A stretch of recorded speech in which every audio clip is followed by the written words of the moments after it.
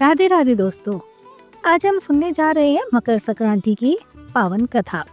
एक ऐसी कथा जिसमें न केवल सूर्य देव की महिमा है बल्कि पर्व की उत्पत्ति, कर्म, तपस्या और तिल का महत्व भी है। चलिए दोस्तों सुनते हैं इस कथा को। यह कथा है ग्रहों के राजा सूर्य देव और उनके पुत्र शनिदेव की। शनिदेव की यह कथा बहुत ही रोचक, रहस्यमयी और हमें कर्म, क्रोध और क्षमा का गहरा संदेश देती है। तो आइए श्रद्धा के साथ इस पावन कथा को शुरू करते हैं।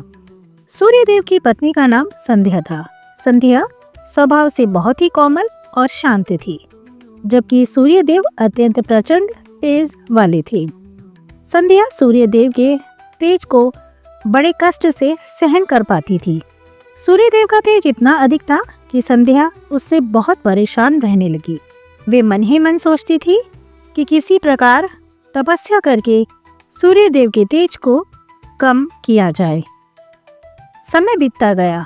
संध्या के गर्भ से वैवस्वत, मनु, यमराज और यमुना, इन 3 संतानों का जन्म हुआ। लेकिन सूर्यदेव का तेज अब भी संध्या के लिए असहनीय बना हुआ था। एक दिन संध्या बहुत अधिक परेशान हो गई और उन्होंने तपस्या करने का निर्णय लिया। वे सोचने लगी कि तपस्या के द्वारा सूर्यदेव के तेज को कम किया जा सकता है, लेकिन बच्चों का पालन पोषण और यह बात सूर्यदेव को पता ना चले। इसलिए संध्या ने अपने तपोबल से एक स्त्री की रचना की। उस स्त्री का नाम उन्होंने छाया रखा। संध्या ने छाया से कहा, अब तुम मेरी जगह सूर्यदेव की सेवा करना और बच्चों का पालन पोषण करना। यह रहस्य केवल मेरे और तुम्हारे बीच रहेगा। तुम सूर्यदेव को कुछ मत बताना। इसके बाद देवी संध्या अपने पिता के घर गई और अपनी सारी पीड़ा उन्होंने बताई। पिता ने उन्हें डांटकर वापस भेज दिया, लेकिन देवी संध्या वापस न जाकर वन में चली गई और वहां कठोर तपस्या करने लगी। उधर सूर्यदेव को जरा भी आभास नहीं हुआ कि उनके साथ रहने वाली स्त्री देवी संध्या नहीं बल्कि छाया है। छाया ने अपने धर्म का पूरी निष्ठा से पालन किया। छाया रूप होने के कारण उन्हें सूर्यदेव के तेज से कोई परेशानी नहीं होती थी। सूर्य और देवी छाया के मिलन से शनिदेव, मनु और भद्रा 3 संतानों का जन्म हुआ। देवी छाया गर्भावस्था में भगवान शिव की कठोर तपस्या करती थी। भूख, प्यास, धूप और गर्मी के कारण उनका प्रभाव छाया के गर्भ में पल रहे शिशु पर भी पड़ा और शनिदेव का अत्यंत श्याम रंग यानी काला हो गया। जब शनिदेव का जन्म हुआ और सूर्यदेव ने उनका काला रंग देखा तो उन्होंने छाया को अपमानित करते हुए कहा, यह मेरा पुत्र नहीं हो सकता। इस तरह बार बार माता के अपमान से शनिदेव क्रोधित हो गए। उन्होंने अपने पिता सूर्यदेव की ओर दृष्टि डाली, जिससे सूर्यदेव का तेज क्षीण हो गया और उनके घोड़ों की चाल भी रुक गई। सूर्यदेव परेशान होकर भगवान शिव की शरण में गए। भगवान शिव ने सूर्यदेव को उनकी गलती का एहसास कराया। सूर्यदेव ने पश्चाताप किया और क्षमा मांगी। तब उन्हें फिर से अपना तेज प्राप्त हुआ। लेकिन पिता पुत्र का संबंध एक बार बिगड़ जाने के बाद पहले जैसा नहीं हो सका। सूर्यदेव शनिदेव को पसंद नहीं करते थे। इसी कारण उन्होंने देवी छाया को अपने से अलग कर दिया। इस अपमान से क्रोधित होकर छाया ने सूर्यदेव को कुष्ठ रोग होने का श्राप दे दिया।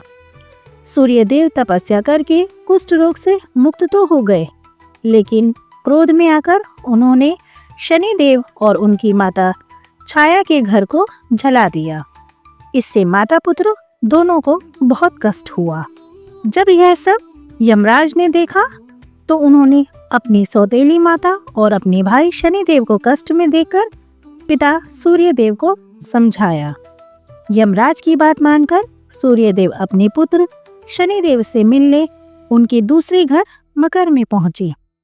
कहा जाता है जब सूर्यदेव ने शनिदेव और देवी छाया के पहले घर कुंभ में आग लगाई थी तो वहां सब कुछ जल गया था, लेकिन काले तिल नहीं जले थे। उन्हीं काले तिलों को शनिदेव अपने साथ बांधकर अपने नए घर मकर में ले गए और उन्हें अपने पिता सूर्यदेव को अर्पित किया। शनिदेव ने काले तिलों से अपने पिता सूर्यदेव की पूजा की। मान्यता है कि इसी तिल पूजन से सूर्यदेव को घर और सुख की प्राप्ति हुई। इसी कारण मकर संक्रांति पर सूर्यदेव की पूजा के साथ तिल का विशेष महत्व माना जाता है। यमराज की बात मानकर जिस दिन सूर्यदेव अपने पुत्र शनिदेव से मिलने मकर में पहुंचे, उसी दिन को मकर संक्रांति के नाम से जाना गया। कहा जाता है इसलिए ही शनिदेव को मकर राशि और कुंभ राशि का स्वामी कहा जाता है, क्योंकि उनके पहले घर का नाम कुंभ था और दूसरे घर का नाम मकर। इसलिए शनिदेव मकर राशि और कुंभ राशि के स्वामी माने जाते हैं। इस प्रकार मकर संक्रांति का पर्व हमें यह सिखाता है कि क्रोध से विनाश होता है और क्षमा से शांति। तो दोस्तों, अगर आपको ये कथा पसंद आई हो तो वीडियो को लाइक शेयर जरूर करें। चलिए मिलते हैं नेक्स्ट वीडियो के साथ। तब तक के लिए जय सूर्यदेव, जय शनिदेव,